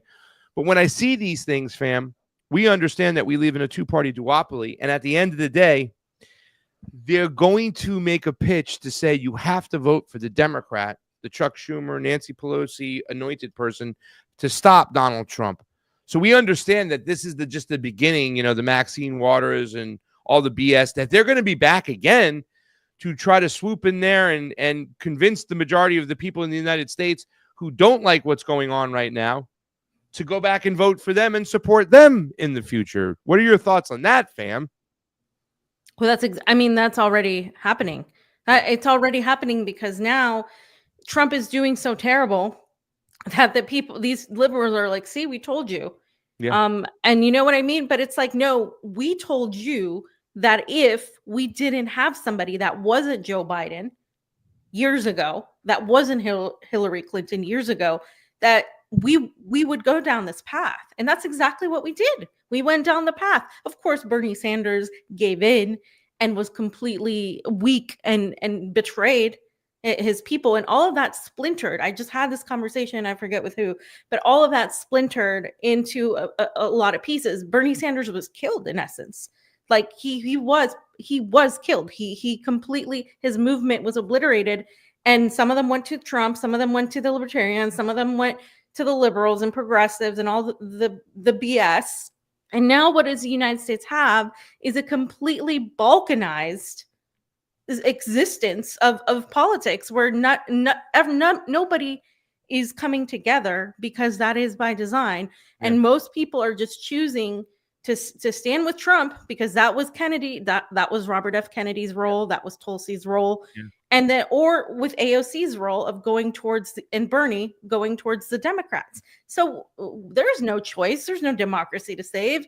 It's gone. If you want to save it, you need to get rid of all of that. You need to get rid of the entire thing and start over. You can't save this. And, you still have people arguing about the patriotism and the wonderfulness of America. You can say that I love this about America. I love this, but it's mostly cultural. It's not anything that the United States has done in recent history is not something to be proud of. We're literally killing babies in Yemen. In Syria, the terrorists we armed are literally ethnically cleansing the majority of the population there. Yeah. In Gaza, they're doing the same thing right now. And so with our backing, with our money, with our everything, with our complicity. So I can't be proud of that at all whatsoever. If you're proud of that, you're not proud of the ideals that supposedly the United States was funded on, right? It was supposed to be funded on democracy, on liberty, justice for all. None of that is real. It's all fake. And so when people try to, whether they support Pelosi and say, bring back our democracy, they are telling me they believe that we even had one to begin with. Yeah. And when they're on Trump's side and they say, bring back, the good old days, real America, they're telling me that they don't understand the history of the United States. And what does it mean, bring back the good times for America, when we're literally taking people and putting them into prison without due process? Even even when they're residents, now we're questioning them, we're stopping them. And we're doing all of this. Like, what does that mean? What does America mean to you? I think it means different things to different people. So we're extremely broken country right now. Well, I think the quagmire is how do we stop this from happening again, right? Like, I think that there's going to be a time we're going to have to speak out against the Democrats as they try to make their comeback, right? I mean, well, they control the election system so they can get any result they want. And that's what people aren't understanding, right? Our elections are so bad that, we don't have a democracy whatsoever, But when I see a lot of conservatives nowadays, too, as well, buy into this whole thing, well, if they're illegal, they're not entitled to due process. And you say, no, that's not true at all. I thought you guys were all about the Constitution. Everybody in this country is entitled to this due process, whether they're here legally or not. In fact, due process is the mechanism in which we find out if they have broke the law or they are a criminal, whatever, yada, yada, yada, yada. And it's sad to see that because I never thought, fam, I said this before, the level of hero worshiping under Barack Obama was so ridiculously high that it will never, ever be broken. And now here comes the Trump administration, and they're going, their supporters are saying, hold my beer. You know what I'm saying? So it's going to be a crazy ride, but I don't know how we come out of this, because I think people still look at this the same way they look at it. Do you remember the debate I had with that guy, Josue from Orange County? Oh, God. And he was that was a long time justifying, ago. he was telling big time Timmy Jim that, no, you're doing the right thing, because they look at it. The words he used are, we're mitigating damage here. We have to choose the Democrat in Hillary Clinton. We have to choose the Democrat and Barack Biden, you know what I'm saying? Because we're mitigating damage, because it's a two-party system and people still play into that.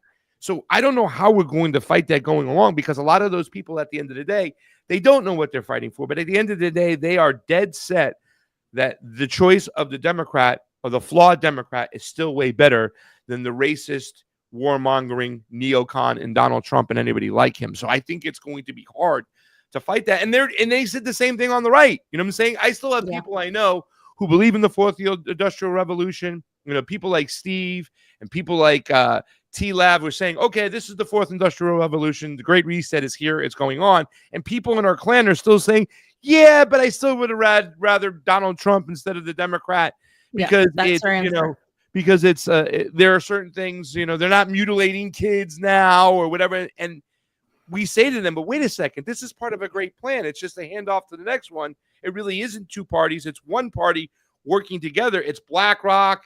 It's AIPAC. It's the people really behind the scenes who fund both parties still getting what they want. And now they put the Republican in, because the Republican can do things that the Democrats couldn't do, right? They can throw the Constitution out the window now. They can ignore due process. They can get Larry Ellison from Oracle and Sam Altman from ChatGPT AI into office with big contracts, where if it was Joe Biden standing up there with those technocrats and Elon Musk, they would have gone crazy. But yet they can get it done. How do we fight this, fam? This is like, I still think about it, still the head scratcher right now. It's like, man, how are we going to do this? Because the whole system is controlled, and it's just it's plain theater being played out in front of us. Here it is, Nancy Pelosi. People are clapping for her at a rally. People are cheering on Chuck Schumer at a rally. How is this happening again? And it's still the same people in the Democratic Party in LA Democratic meetings going back there and still trying to fucking change shit when they haven't learned. You're never going to change it. What are you doing there? Get out of there. I mean, it's going to continue as long as you have journalists and influencers who are giving people buying into that. Look at how many bought into Trump. They might deny it now and say, no, I really, didn't. No, but they did. They posted it to their followers. They said maybe Trump will end the war in Ukraine. Maybe he will do this. And look, I still think that Trump has to, in a way, do that. There has to be a negotiation. But at the same time, that doesn't mean that the war hasn't been moved. And we're seeing that escalation with Iran. We're seeing that escalation with China. And who wins out of all of this? This is just a transfer of wealth from the working people into the elites. That's Trump's role. This is what he can do. And all these hypocrites that you're talking about don't care about free speech anymore because it's Donald Trump in office and he can get away with it. And it's telling that most people are not consistent, and it's really frustrating that's the way things are. Unfortunately, is that there's no consistency at all in this. And one of the things that I did hate about the fact that Nancy Pelosi was standing there was that nobody mentioned Gaza. Nobody mentioned this genocide. And this is another Holocaust. This is a Holocaust that is unfortunately worse in the way that we are watching it live. It's not like it's happening hidden and we're finding out later. This is happening live in front of us. And the worst part is it's being denied that it is a real thing still to this day. We're still being, instead of, the world coming against it and having a war against it, what we're doing is continuing to supply Israel with the arms and money to continue what they're doing in multiple countries at the same time. Nobody else could get away with that. So, you know, this is why people start talking about Israel and Zionism and all these things, because it seems like Israel can't be touched, right? But at the end of the day, who would Israel be without the money from Europe and the United States, especially the United States, without the weapons from the United States? So so when we talk about Israel and Israel not existing, well, obviously the big component in there is the United States government. And I think, you know, all of the things happening simultaneously, people are going to have to come to terms with this. They're going to have to face it. The problem is, because Trump is now with his tariffs, all of that it's just going to make people hate the Democrats or the Republicans. And then they're going to go back to the Democrats because they don't understand that the problem is the entire system. And until people do understand that and get that wake-up call, then nothing will change. This is what we've been saying for like 10 years. Nothing will change until they understand this thing, this whole thing. I do want to talk about this last part, Pasta, before I... Let's do that. So, you know, obviously the ceasefire, we've been talking about it. It didn't hold. Israel has blamed Hamas. No. Hamas.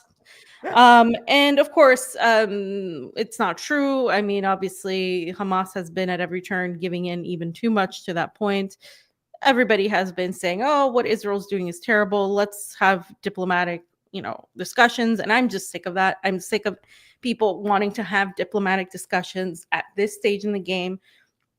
Just like almost like we're going to get into 2 years soon, guys. This is very horrible. This is just beyond words what Israel is doing, what the United States is doing as well. Let's not forget. And the whole plan, of course, is to completely wipe off Gaza and the entire West Bank in order to build, of course, the Greater Israel Project. And most recently, we remember there were 2 journalists that were killed in one day, and that was very awful the way they were killed, because they had been reporting so much constantly on X and on other platforms on what was going on in Palestine. And what we just saw with Danny Shaw, you know, he's going to Haiti and taking the risk to report on this, and actually report on it by interviewing people who are from the region, by talking to people who are from these areas. And these journalists were working from Gaza in telling the story, the history, because they were Palestinian. And now 2 more journalists in a span of less than 2 weeks, or around 2 weeks, have been killed again. And this one was a video that I posted because I think it's important for people to see. But this journalist was burned alive by Israeli bombs. And this was they specifically targeted, obviously they've targeted refugee camps, but this was a journalist camp. So they targeted the journalist, and he's on the chair and he's burning alive. Okay. There was another journalist that was also killed, and I'm going to actually say their names because I think it's important for us to say their names. So the journalist that was killed, his name, that burned alive that you see there, his name is Helmi Al-Fakawi. And there was another journalist that was killed, Yusuf Al-Kuzandar. And there were 9 other journalists that were injured specifically. And this is also happening on the fact, I didn't bring up the video, but there were emergency relief workers that were also burned alive by Israel's bombs most recently. And they were shouting that all they wanted to do was, you know, help and save people. And they were saying that, you know, they just wanted to really bring the light and rescue people. And you know, those were their last words as they were burning. This is happening right now as we speak. And then you have these liberal elite milquetoast dumbasses of women that are just a horrible repretation of women patting themselves on the back for that's saying, all I want to say. I don't want to interrupt you, but that's what I want to talk about, just so I don't get left out in the cold. Fam is confirming it's the liberal women. Go ahead. But it's just, you see this just disparity, it's just jarring to see that. Like, if you actually cared at all about any of the values you talk about, you would be talking about the Holocaust of our time. But no, most of these women are probably Zionists, or probably don't care, or if they care, they just, they're like, oh, that's horrible, let me continue on with my life.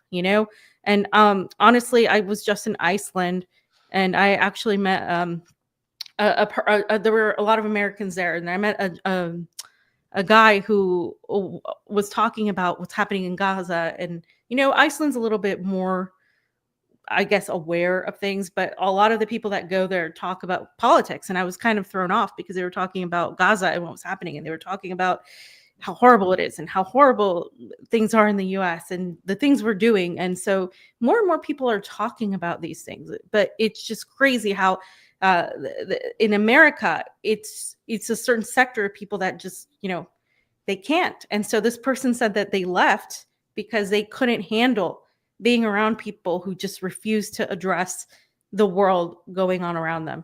And there's so many people I've met that have left the US, and and then now I'm thinking, like, shit, if we all leave, who's going to be left, really? And I, and that made me think a lot, because it's really bad that, so the way people don't look out beyond what's happening is insane to me, really.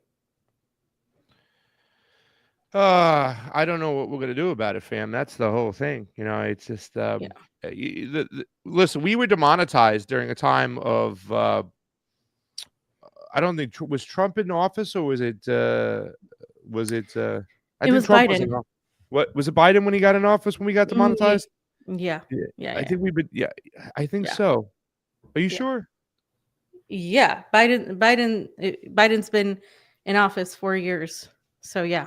So 2020 to 24, we got demonetized like in 20. I think we got I think we got demonetized during Trump. Actually, I don't know. I can't remember exactly. No, it was Biden, because we were talking about the election. So he had just gotten in. And whatever the COVID case may and all be, that it was stuff. definitely when the Democrats were censoring like crazy, and AOC had sent a letter out there saying report anybody. She pushed hard about deplatforming and all that situations going on. But right now, it's not even so much the deplatforming. I think it's more of shadow banning that's going on. But they're lifting up the Trump voices, the cheerleader voices, all those people accused in the Tenet media scandal, all those people who get crazy numbers, like these idiots out there, like Nick Sorter, Benny Johnson. They're not journalists, because that's, if you look what the fourth estate, as fam would say. Sorry if Red Edwards, he always gets mad at me. Why it was created and what its main purpose and its role is, and that's to hold power accountable. That's to hold the government accountable. And if you're going to be cheerleading for Donald Trump, you can't hold him accountable. So you're not a journalist. But that mechanism now of raising all Elon and his minions, the redhead libertarian, all these other people are getting crazy numbers out there, while other voices are getting silenced. So unless we have platforms out there that are open source and transparent, and we can see exactly what's going on, it's even more of an uphill battle right now, because people understand, right? And this is where all this kind of information and studying of groups of people from Tavistock, when the ruling class wanted to figure out how they can control a society, they understand in what's that word I'm looking for? When you have a group of people they just keep on getting bigger. They follow them because the group is big. So when you see somebody getting a bunch of hits out there and he's lifted up, you tend to pay more attention to him, because you're like, oh, who's this Ian Carroll guy who's got millions of views over here? Just comes out of the blue, and talks about stuff we've all been talking about for years. But what has he got to say, right? So people start following that. It's the mass psychosis that people talked about. But with that there being a thing, it's going to be hard, because now they're elevating these pro-Trump voices like never seen before, fam. Yep. So it's going to be hard for us to break through. Yeah, and it's not just the pro-Trump voices. It's the captured media. It's the mainstream alternative media. I don't know if people know, but, Candace Owens was advertising Oracle on her channel. I mean, I understand people have different lines and stuff, and, they want to hit certain numbers, and, everybody has a different shit line. Everybody has a different layers, but I mean, we're never going to get out of it if we keep succumbing to it. And it's just this idea that X and Elon Musk, like, they literally will not promote somebody that is an actual threat to the establishment. I keep saying that they will not ever allow somebody that is a threat to the establishment, and the media wouldn't either, to have a certain level of numbers. There's a difference between years of work and genuinely garnering that, and then like people just coming out of nowhere, like Ian Carroll and others, because he's not the only one. And just suddenly, there's no intellectual capacity behind it. I would say Ian Carroll's at least researched compared to others. It's just, people see the number, and there's a lot of bot farming. There's a lot of things that are fake, and that becomes reality, because perception is reality. What people perceive to be is reality, unfortunately, especially on social media. But what people need to understand is it's only social media isn't real. And, with all the AI coming in, all of that, people need to be able to literally touch grass and understand that, it's just not real. It's something we need to understand, and we need to be able to be aware of, so we can fight back, or so we can understand how to deal with it. But it's not something that I don't think we can ignore it either, because there are people that just want to, and I understand it, move away to a farm and completely ignore all of society. And that's not my approach, because I think we need to understand it as well in order to fight it. So understanding it too, fam, it's the butt journalism, right? The whole Rescue the Republicans was all about making, Israel, Gaza, occupy Palestine a third rail. Yeah, we don't agree with that, but it's okay. No, you can't agree with that. If you're going to be an anti-Zionist, you can't be for Trump in any way, shape, or form. You just can't. You can't be anti-war and be pro-Zionism. You can't at all. What not? They don't, like, you've been talking about this for quite some time. And this is what we found out for sure after October 7th. And, I think that was enough is enough. But, Ian Carroll is one of those guys. Oh, yeah. I think there's ties now. This whole, oh, my God, it's breaking RFK scandal and stuff. I'm like, guys, do you not know anything about that? Even when I went to ask him his question on Israel, Palestine, his positions on that, I had known or suspected he had been on Jeffrey Epstein's jet.